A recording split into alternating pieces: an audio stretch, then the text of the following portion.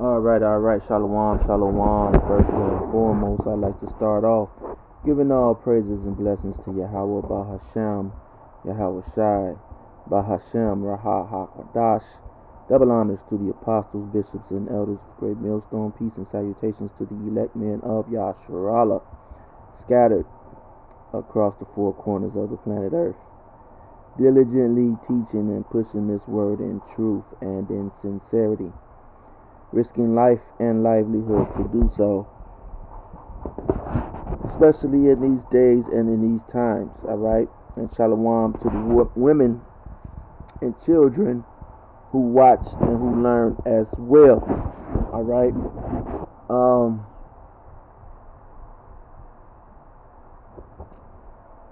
This was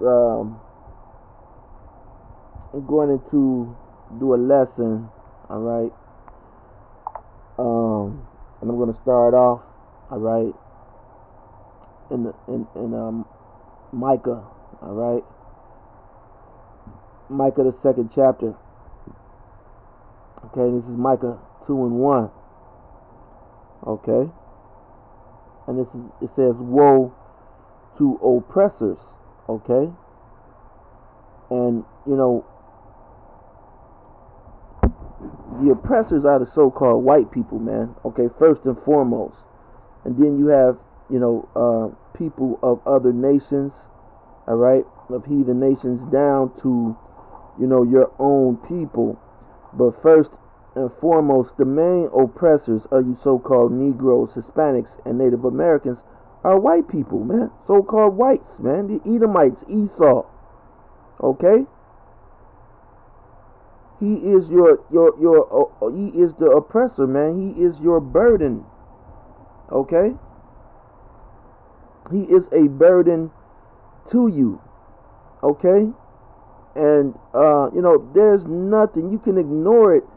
I always use this and say, you can ignore a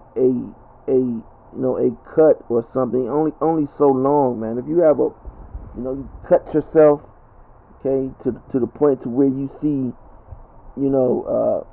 pink meat under there, man. Okay, you can only ignore that so long until it's infected. All right, with bacteria and maybe if it's not treated, you may have to lose a limb. All right. So, that's the same thing with Esau Edom, man. You jakes, man. You are ignoring the damn elephant in the room that's fucking sitting on your ass, man. Holding you down, holding you back. Okay? A lot of our people, man, make excuses for this damn devil, and that's good and dandy, okay? This is not for you. There's no need for you to subscribe if if you don't feel that the so-called white man has anything to do with, your demise or, your situation within this. This is not a program for you, okay? You don't have to watch it. You shouldn't watch it.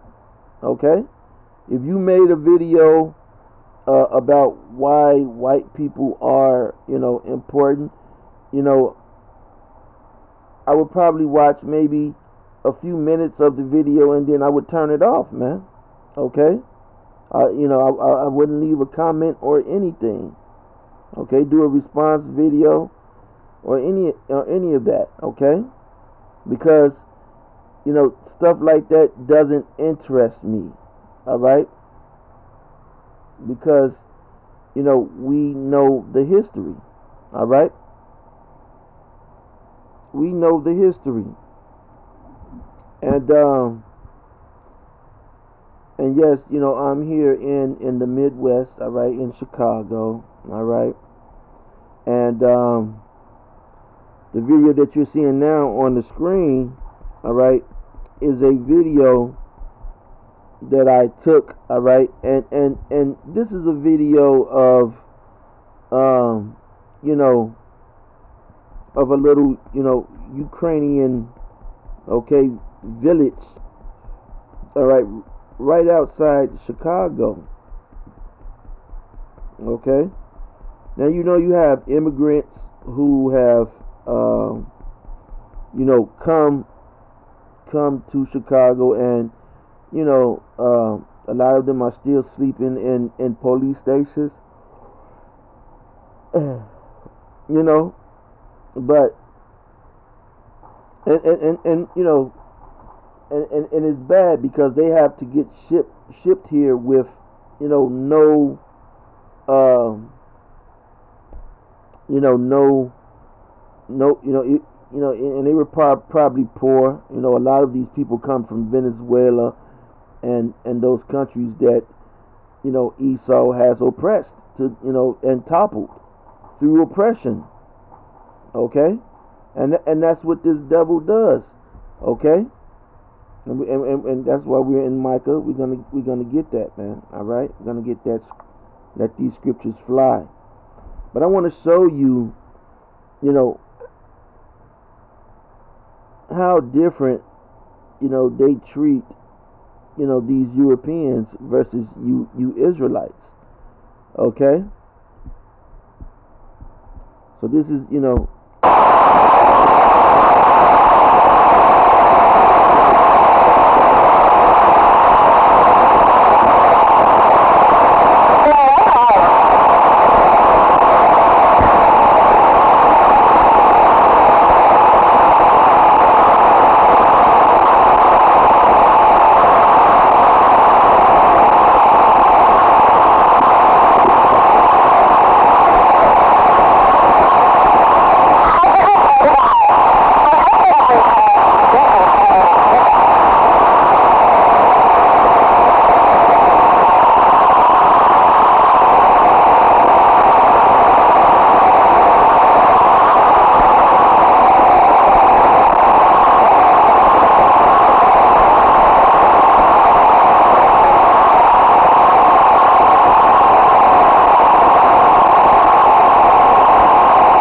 you know, you know,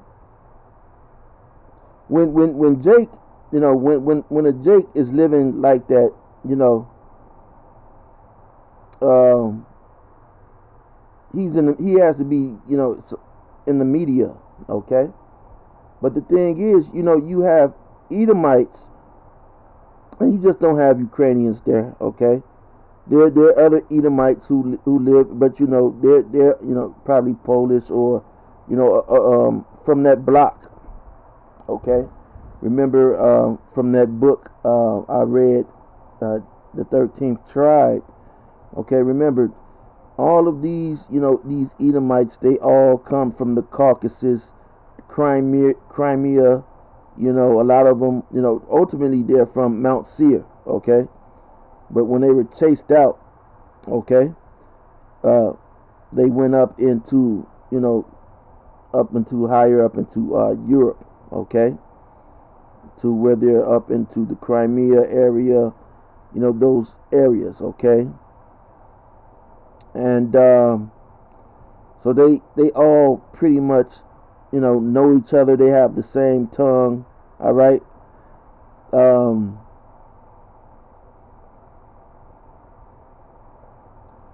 you know, these people, you know, when you know, you again, you know, they call themselves Jews, but you know, it was spelled Ghuzz, all right. So you know, even, you know, you Jakes, man, you been in the military. You know, Jake is not living like this, man. I mean, and you know, you have, you know, little cities like this all across Illinois, all across the Midwest, okay. You don't have any of you Gadites, man. You, where the fuck are you at, man? Okay, where the fuck are you, man?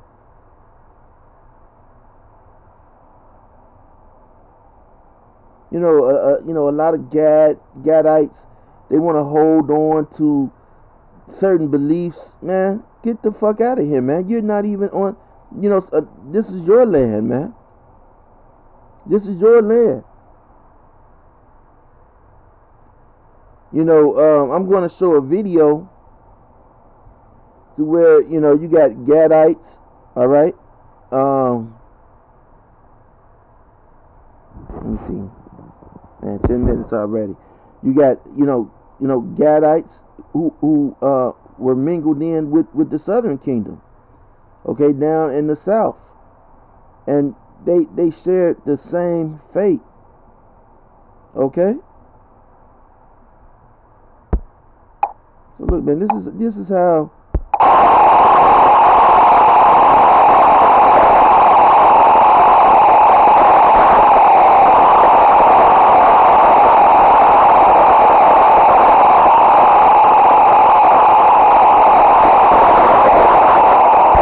Okay.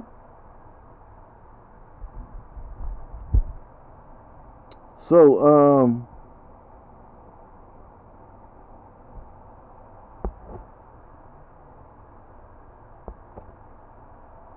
now I'm going to get a movie, but first I want to read some scriptures, all right? Like I said, I was at Micah, all right? Micah 2:1, it says, "Woe to them that devise iniquity and work evil upon their beds. When the morning is light, they practice it, because it is in the power of their hand." Okay? This is talking about Esau, Edom. Okay? And everything that they're throwing at you Israelites, they're throwing it at you. You're suffering, okay? Whether you want to be an Israelite or not, you're going through the bullshit, okay, that Satan is making them throw at you, man. So you're going to go through the curses whether you say you're an Israelite or not. Whether you believe the so-called white man is the devil or not. You're going to go, if you're an Israelite, you're going to go through the growing pains, man. And then, and the sad part is, you won't see your enemies fall. You won't take part in, destroying your enemies, man.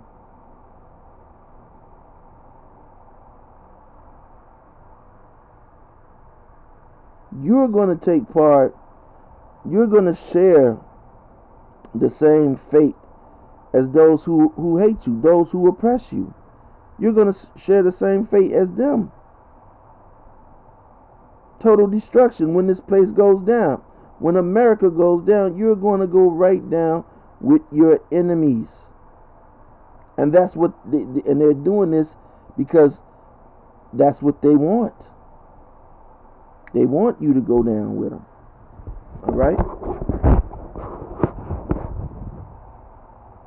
1 second. African Americans owned at least 14 million acres of land. By the 21st century, 90% of the land had been stolen from them. Now, African Americans only own 1.1 million acres of farmland and are part owners of another 1.07 million acres.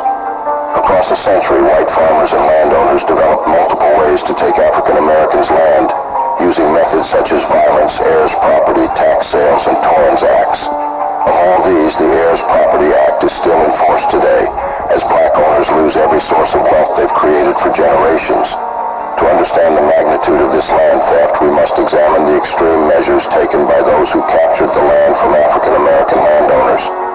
Both laws and practices allowed white landowners, farmers, and developers to manipulate the system so they could gain control over the land owned by African American farmers and homeowners. In this video, we're going to take a look at the 4 ways black Americans were robbed of their land and how these robberies still occurs today. Before we get right into the video, please smash the like button and subscribe to the channel to keep informed of our eye-opening black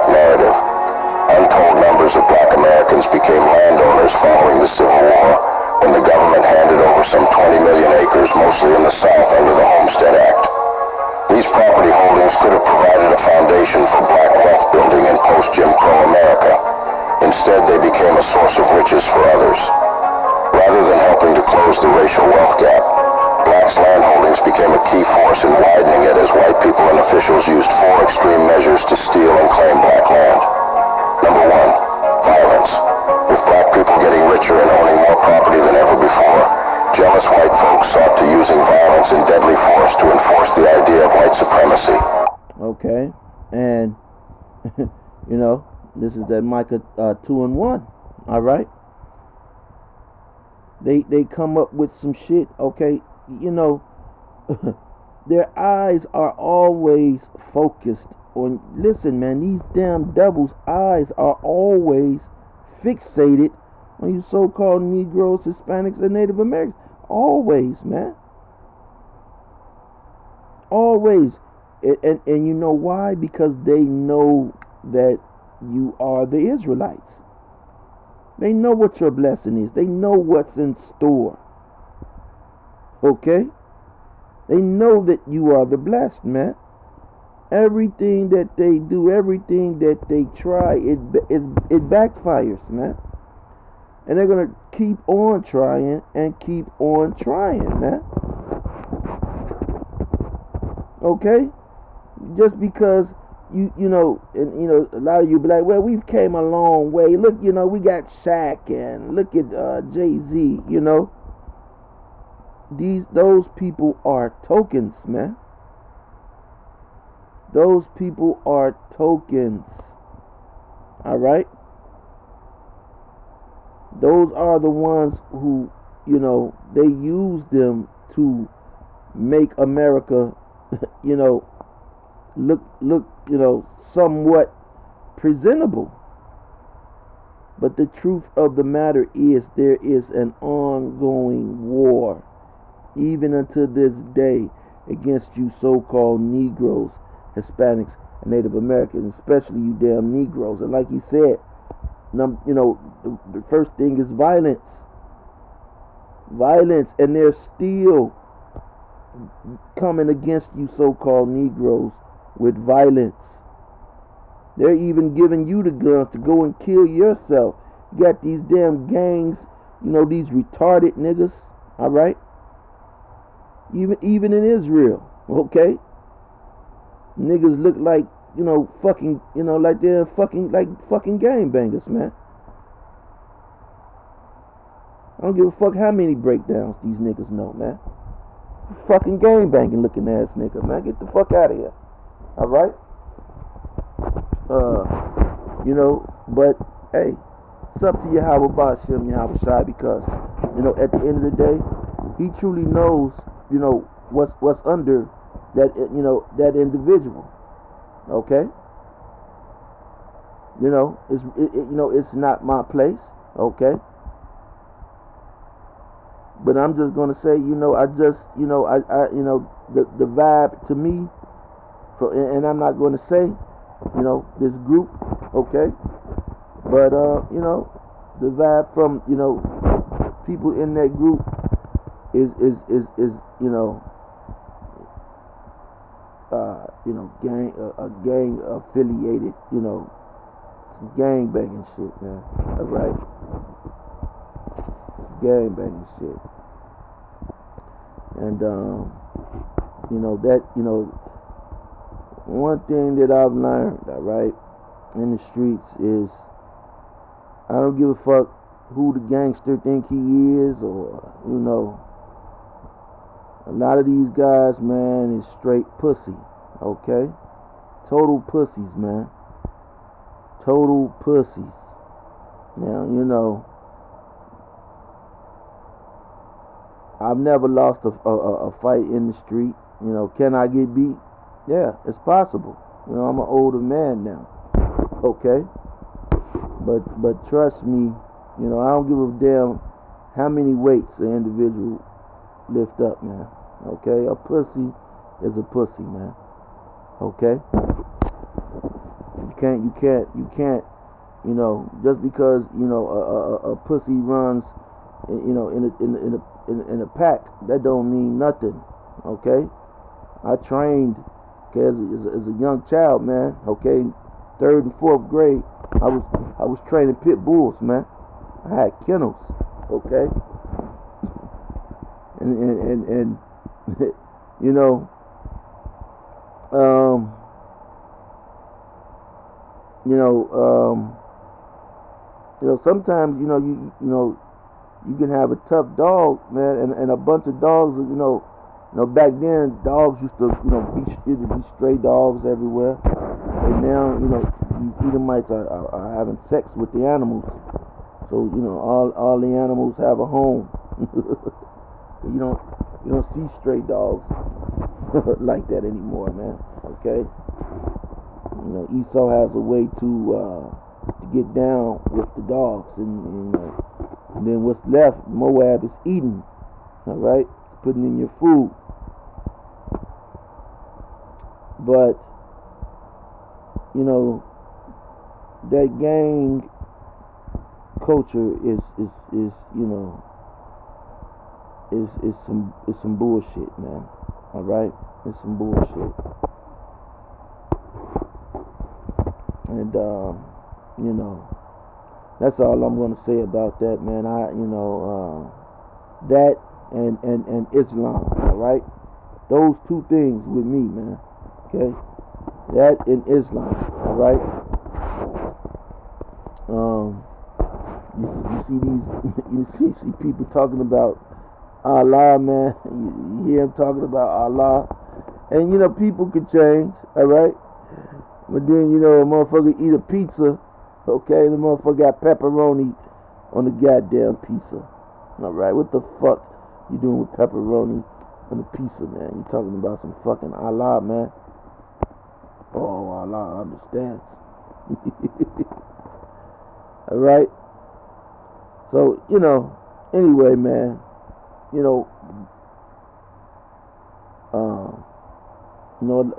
A lot of those gangs, the creation, I don't know about on the West Coast, but I know here in Chicago, the gangs were created as a response to the Edomites here in Chicago, because Chicago is a very, very segregated city. All right, it's very, very segregated. And and I'm not a historian on the gang shit, but I do know just a little. Okay, I know west of Halsted, okay, where these where the pretty much the BGDs rose. Okay, and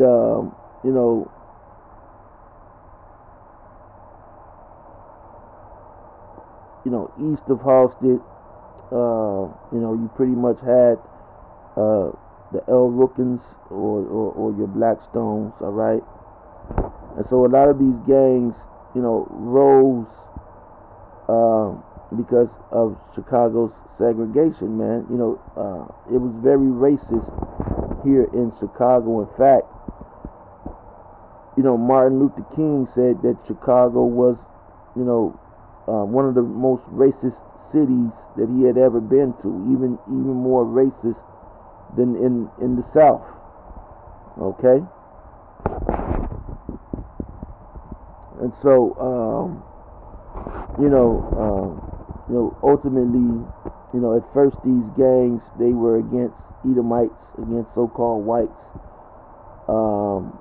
You had black and brown sticking together, all right, and they were against the so-called white people, and protecting their community, all right. But Esau, okay, he used what? He used drugs and violence, okay, drugs and violence. And what he did was he gave the El Rookins, all right, or Blackstones, funding, all right. He funded that gang, all right, in which they used the funds to no longer were they against the Edomites, okay, went against the other black gangs, including the Black Panthers, all right, and drug dealers, so they ultimately became a tool of the government, and the government took them out of commission, all right, by imprisoning their leaders, all right, and after they had successfully started an generational gang war here in the Midwest in Chicago, all right. So violence, all right, is the way that this devil operates, because why? That's one of the tools of an oppressor. All right. Remember, what is it? When the scriptures are talking about the king of Babylon being Lucifer, okay, the son of the morning, okay.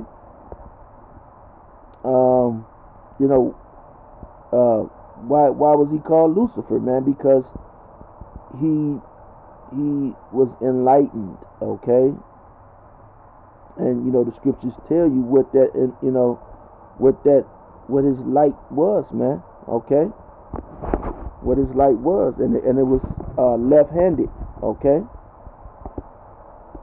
So that is the formula that Esau is employing now, man. All right. The Tuskegee Institute and the National ASSN for the Advancement of Colored People have documented more than 3,000 lynchings between 1865 and 1965. Many of them. Okay. So from 1865 to 1965, there were up to 3,000 lynchings, all right, and then you had some of those that were undocumented, all right. So that's come on, these and you're still having lynchings today, okay. You're still having lynchings today, okay. Those lynched were landowners, and the goal behind them was to bring an end to black wealth, take black land, and uphold white supremacy. These lynchings were not only done by ordinary white people, but some white officials condoned the violence. Several of them added threats of their own. James K. Vardaman, who was governor of Mississippi from 1904 to 1908, was quoted saying, "If it is necessary, every Negro in the state will be lynched." See? Now, why would they want to do that? If the so-called white man is not the devil, all right, why would he want to lynch every so-called black in the state for doing what? For making money and farming, okay? But do you see, the hatred that they had for the so-called black man, all right? See, when you can't do well as an Israelite. That's why they come against us, okay? That's why they come against the Hebrew Israelite movement, man. And a lot of you fucking niggas, man. You damn brainwashed baboons, all right? You fucking sweat off of a rhinoceros balls, man. You try to come against the truth, man. You try to come against it's a joke.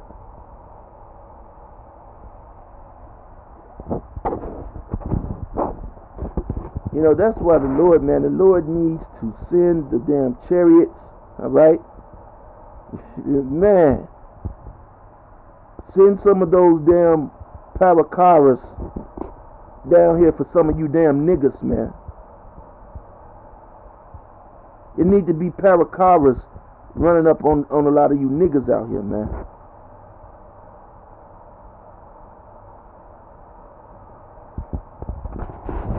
snatching you niggas' faces off, man. Because you're sad. Okay? But that just shows you the mercy that the Lord has. The Lord still is showing mercy to you damn niggas, man. Look at this, man. These people, this is after, slavery had ended, okay? And these people were, trying to make a better life, okay? And here Esau is coming in because this is his kingdom. Okay, he's not sharing his damn kingdom. He knows who you are. At the start of these lynchings, mostly single families were targeted. However, in some cases, entire black communities were destroyed. The racial cleansing of Forsyth County, Georgia. And you had so-called 1948ers around during this time. 1948ers were here in America. Okay? These mobs weren't seeking out 1948ers communities to lynch them, to burn them, to displace them. Okay? They weren't doing that.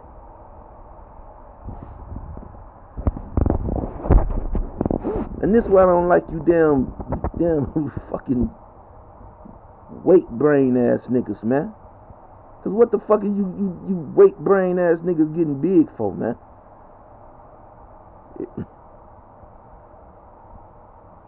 Damn. Look at that nigga. The nigga look like like a WWF player, man. For what? What is all of that for, man? These niggas walking around looking at you, man. Hey, I'm gonna be like an Edomite on y'all ass, man. Cause y'all don't fuck with Esau, man. So if you fuck with me like you fuck, hey, you better respect me like Esau, man. Fuck you niggas, man. In 1912 and the destruction of Black Wall Street in Tulsa, Oklahoma in 1921 are some of the most significant examples. Today, Birmingham, Kentucky lies under a floodway created in the 1940s. This town was destroyed by the creation of Kentucky Lake, but at the start of the 20th century, it was... And a lot of you run down to Kentucky Lake, to go fishing, all right?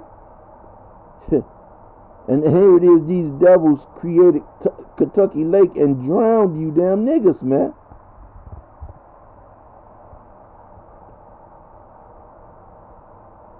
Okay? Let me get a scripture, man. Let me get some scriptures now. Cause I'm not gonna go through this whole video. You go in, okay?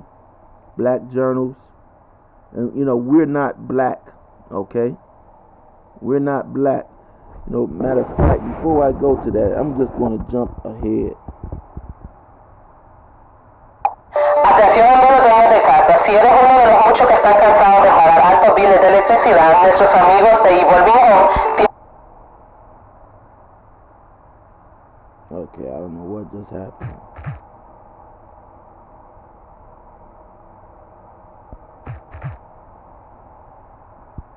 Assets. Number 2, tax sale. The next method used to scheme black assets. Number 10. Crawford was held at the jail briefly, released later. He was also the father of 12 sons and 4 daughters. Crawford was without doubt one of the richest men in Abbeville County. However, his prosperity had made him a target. The success of blacks such as Crawford threatened the reign of white supremacy, as at that time there were obvious limitations or ceilings that blacks weren't supposed to go beyond. For many decades, successful blacks lived with a gnawing fear that white neighbors could at any time do something violent and take everything from them. That day would come for Crawford, leading to this untimely demise. On October 21st, 1916. Can you imagine living like that, man? Can you imagine living? You got a damn neighbor, okay? And at any minute, in any moment, okay, he could come take it. See, that's why, you see these niggas up here, man, they running into these damn department stores. These damn Edomites don't give a fuck about that shit. That shit is insured. But you run in and you take a damn Edomite's house, man. Go take his house and see what happens to your ass. You running, you snatching his car and driving off, and you ain't made a nickel off that damn car, man. Because you a damn monkey. You a damn baboon. Okay? You go take that damn devil's house and see what happens to you, man.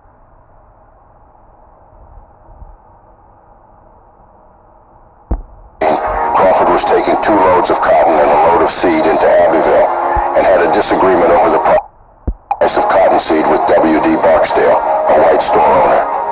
Barksdale offered Crawford 85 cents a pound for his cottonseed. Crawford replied that he had a better offer. Barksdale called him a liar. Crawford called the storekeeper a cheat. 3 clerks grabbed axe handles and Crawford backed into the street, where Sheriff Burtz appeared and arrested Crawford for cursing a white man. Crawford was held at the jail briefly and released later that day on $15 bail. While Crawford was arranging bail, Barksdale was organizing a mob with McKinney Can to whip Crawford and cure him if possible. Sheriff Burtz allowed Crawford to exit from a side door, but the mob saw him anyway and pursued him into a cotton mill nearby, where Crawford took shelter in the boiler room. McKinney Can entered the boiler room after Crawford, and Crawford, grabbing a hammer from some nearby tools, knocked the man unconscious. Although the mill workers attempted to stop it, Crawford was stabbed and severely beaten by the mob. Sheriff Burtz appeared and arrested Crawford once more, much to the chagrin of the mob of whites. The sheriff could only get Crawford away from the mob by promising to the brothers of Can that he would not try to sneak Crawford out of town before the full extent of McKinney Can's injuries was known. As it happened, Can was not badly hurt, although Crawford was. He was treated by physician C.C. Gamble, who also happened to be the mayor of Abbeville. Gamble announced that Crawford would likely die from his wounds. Considering that Crawford might die before the mob could get to him, and concerned that the sheriff might spirit him out of town at 3 p.m., around 200 white men besieged the jail, captured and disarmed. She got 200. See, these Edomites, see, at nighttime, see that practice that they devised it. Hey, these fucking Edomites are the devil. Okay, and it's sad that this video only has 104,000 views, man. It only has 100, and then you got a song talking about the booty hole brown. They you know, few million, man. Few million. You know, this information was not out when I was a youngster, man. Growing up, none of this information was available like this, okay?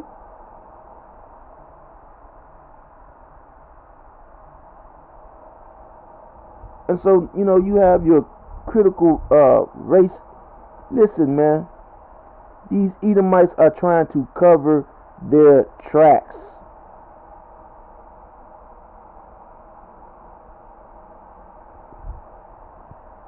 You wondering why you ain't got nothing? This is why you niggas ain't got nothing, man. Okay? This is Esau's kingdom, man.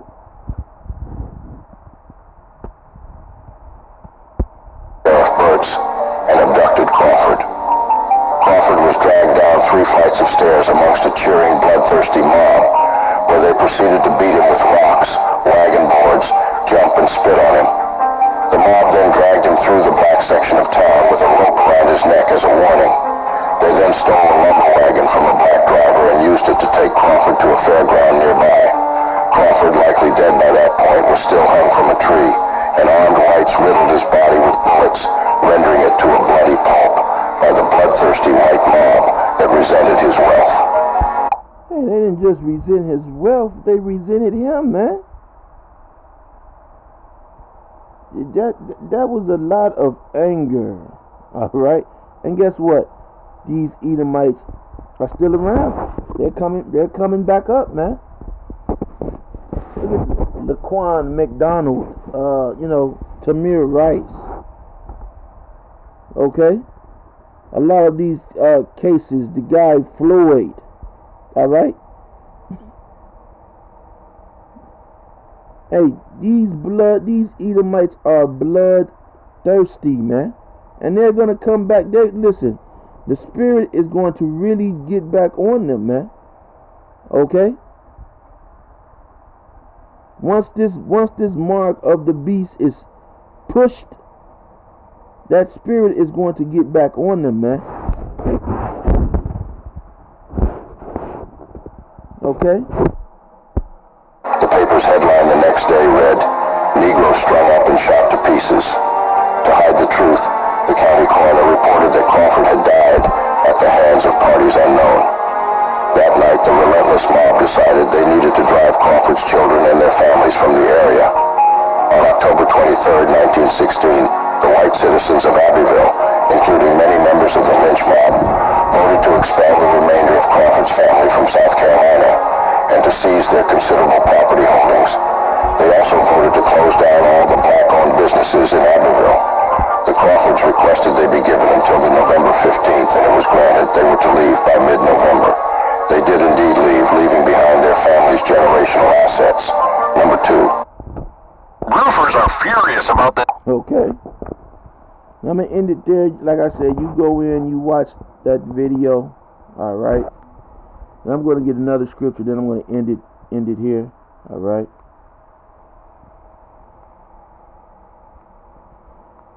Finish off in Micah. All right. And this is Micah 2:2. It says, "And they covet fields and take them by violence." Let me read that again, man. Okay, so we're talking about Esau, and it's going to be, this is a prophecy for later time, all right? But these are traits of the Edomites, all right? These are their characteristics throughout the generations, okay? Verse 2 says, "And they covet fields and take them by violence, and houses, and take them away. So they oppress a man and his house, even a man and his heritage." All right.